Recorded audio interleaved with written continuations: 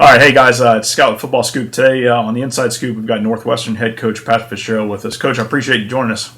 Great to be with you, Scott. Thanks for the opportunity. Absolutely. So I asked Coach Fitz to come on and join us. We wrote an article last week because we're hearing a lot. There's a lot of young offensive coordinators, defense coordinators really doing well in the game these days. And people say, yeah, but is he too young? And I wanted your opinion on that, Coach. You were made head coach first time at 31, right? Correct. And you're now of the wise age of 37. But you're going to be 38, all right? Soon enough. You're right. Next month.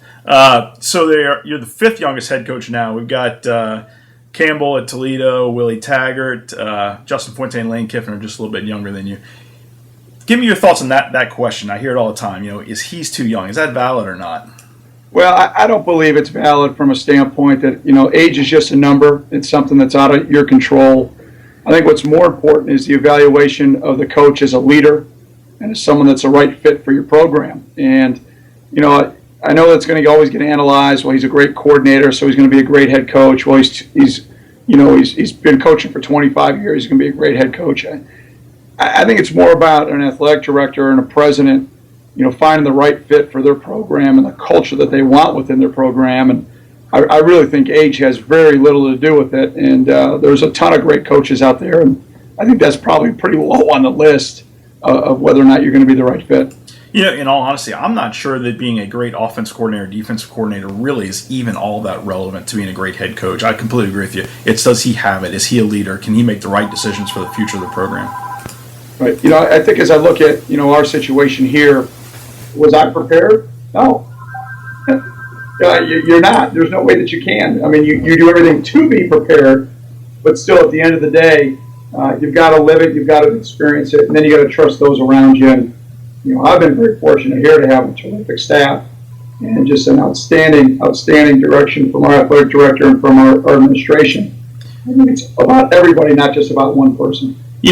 So I have the fortune of traveling to a bunch of games, and I see guys' emotions on the sidelines. I saw Kirby Smart down here at Alabama LSU game. He's got that energy on the sideline. Cliff Kingsbury, you watch him on TV, you see him in person. He's so into the game. The players respond so well to that youthful exuberance, energy. I see it with you too. I saw. I think you made the comment yesterday. Sometimes you act like a knucklehead on the sidelines. But players respond to that. It's about responding to your players, right, and relating to them.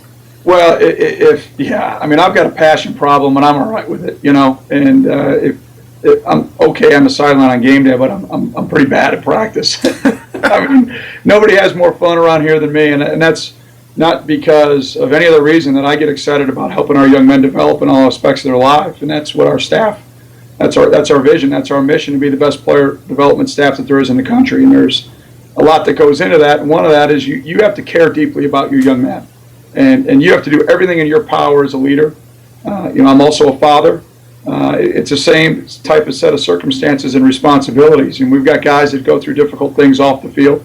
We have guys that give everything they've got and maybe don't have success on the field, and then flip it over guys that are having terrific success off the field and guys that are having great success on the field.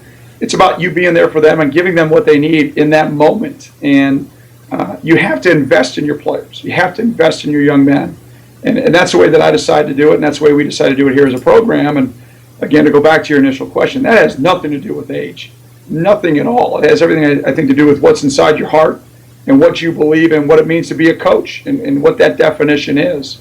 And for us here, it's developing young people to be the best they can be, to be the best men they can be. And to me, I get excited about that.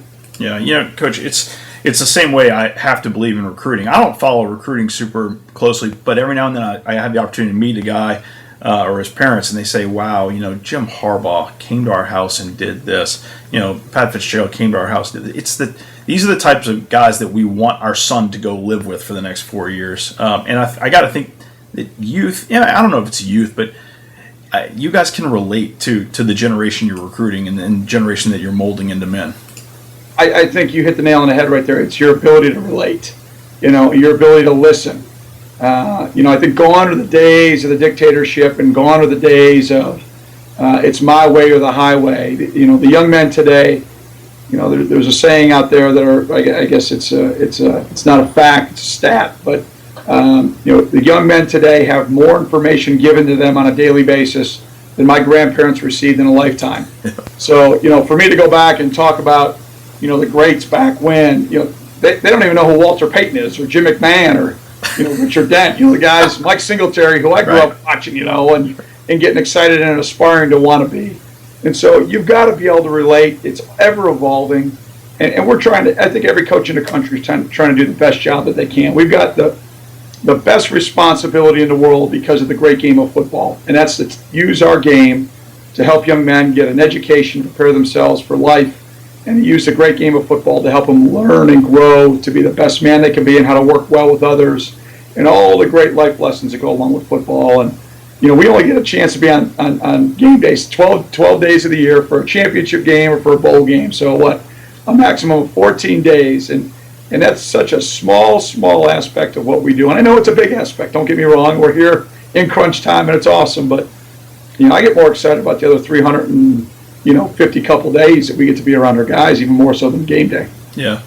Hey, great stuff, Coach. I appreciate you finding a couple minutes to speak with us, and look forward to watching you guys the last two. You got a chance to go 9-3, huh?